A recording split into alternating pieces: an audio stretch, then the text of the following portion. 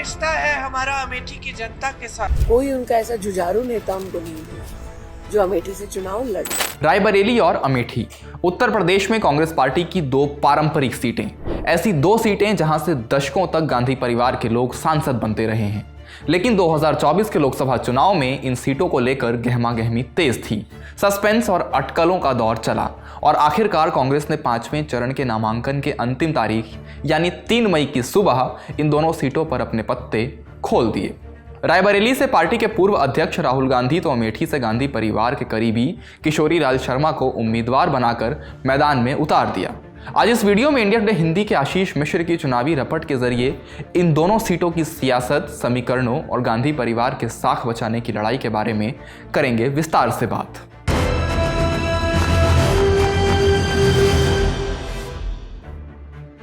नमस्ते, मेरा नाम धनंजय है और आप देख रहे हैं इंडिया टुडे हिंदी।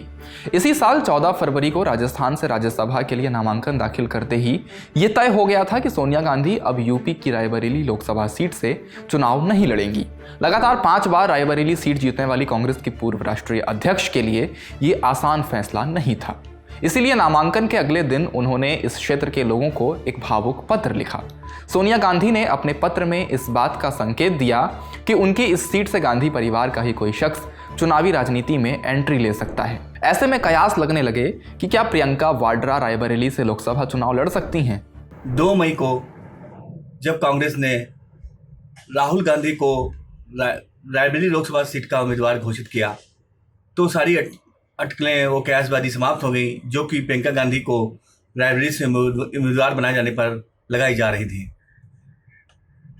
राहुल खुद ही ये चाहते थे कि प्रियंका गांधी इस बार लोकसभा चुनाव न लड़ें ताकि भारतीय जनता पार्टी को बैठे बिठाए परिवारवाद के मुद्दे पर उनको घिरने का मौका ना मिले। जैसे ही रायबरेली से राहुल गांधी के नाम का ऐलान हुआ, स्मृति ईरानी और बीजेपी ने इसे एक मौके की तरह लपक लिया। ऐसा 25 साल बाद होगा जब गांधी परिवार का कोई सदस्य अमेठी से मैदान में नहीं होगा। कांग्रेस अध्यक्ष बनने के 1 साल बाद 1999 में सोनिया ने यहीं से चुनावी शुरुआत की थी। वे 2004 के लोकसभा चुनाव में रायबरेली से चुनाव लड़ने चली गईं, जिससे राहुल गांधी को इस सीट से चुनावी डेब्यू का मौका मिला। लेकिन अब वो भी रायबरेली चले गए हैं। कांग्रेस ने अपने समीकरण दुरुस्त करने के लिए भले अमेठी रायबरेली में नामों के ऐलान में देरी की, लेकिन अब सवाल इन 2 सीटों पर पार्टी और गांधी परिवार की साख का बन चुका है।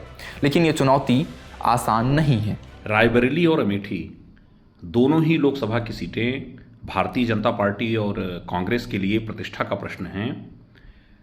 कांग्रेस के लिए जहां नकारात्मक है कि सोनिया जी और राहुल जी लगातार 5 वर्षों तक अपने कार्यकर्ताओं से दूर रहे, वहीं कांग्रेस के पक्ष में एक भावनात्मक अपील है और यह निर्भर करेगा कि उनका संगठन यहाँ काफ़ी कमज़ोर हो चुका है, लेकिन उसके बाद भी किस तरह से प्रियंका गांधी जी समाजवादी पार्टी के साथ मिलकर यहाँ पर अपने संगठन को और वोटरों को आकर्षित कर सकती हैं।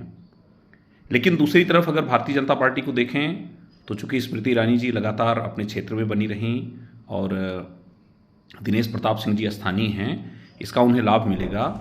रायबरेली में राहुल गांधी के सामने योगी सरकार के मंत्री दिनेश प्रताप सिंह हैं, तो अमेठी में किशोरी लाल शर्मा के सामने वो नेता हैं जिन्होंने 2019 के लोकसभा चुनाव में राहुल गांधी को भी हरा दिया था, यानी केंद्रीय मंत्री स्मृति ईरानी।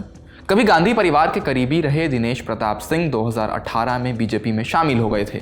2019 में वे रायबरेली से ही सोनिया गांधी के सामने चुनाव लड़े, लेकिन हार गए। इस हार में कांग्रेस की चिंताएं बढ़ीं क्योंकि दिनेश प्रताप सोनिया गांधी के सामने 38% से अधिक वोट पाने वाले पहले उम्मीदवार बने। जब 2022 में योगी आदित्यनाथ ने शपथ ग्रहण किया तो उनके मंत्रिमंडल में शामिल होने वाले राज्य मंत्री के तौर पर दिनेश प्रताप सिंह भी थे, जो कि रायबरेली से वास्ता रखते हैं। इसके अलावा लोकसभा चुनाव से कुछ समय पहले हुए राज्यसभा चुनाव में रायबरेली के ऊंचा हार से समाजवादी पार्टी के विधायक मनोज पांडे ने भारतीय जनता पार्टी उम्मीदवार के पक्ष में क्रॉस वोटिंग की थी। और अभी जब अमित शाह रायबरेली में रैली करने आए थे तो अमित शाह ने मनोज पांडे घर जाकर उनसे समर्थन मांगा था। इसके अलावा भारतीय जनता पार्टी ने वहाँ पर पासी कम्युनिटी, पासी दलित जाति एक अच्छी संख्या में है, उसको साधने के लिए रायबरेली के जिला अध्यक्ष को बुद्धिलाल पासी जी को बनाया है।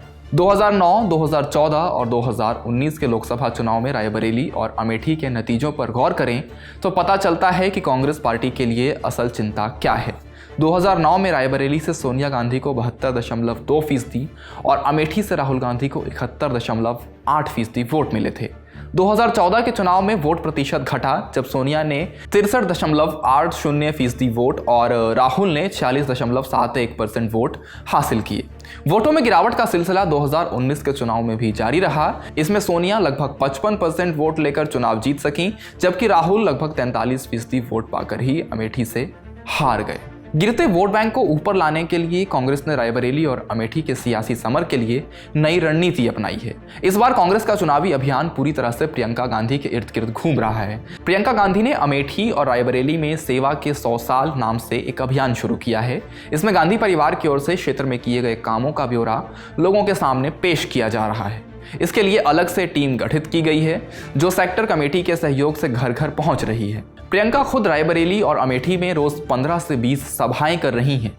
इस दौरान वे जातिगत जनगणना और संविधान पर संभावित खतरों जैसे मुद्दों को लेकर जनता के बीच नजर आती हैं। प्रियंका गांधी की अपील पर कांग्रेस पार्टी को कितना समर्थन मिलेगा ये आप हमें कमेंट बॉक्स में बता सकते हैं। इस वीडियो में बस इतना ही। इंडिया टुडे हिंदी के यूट्यूब चैनल को सब्सक्राइब करना बिल्कुल ना भूलें। शुक्रिया।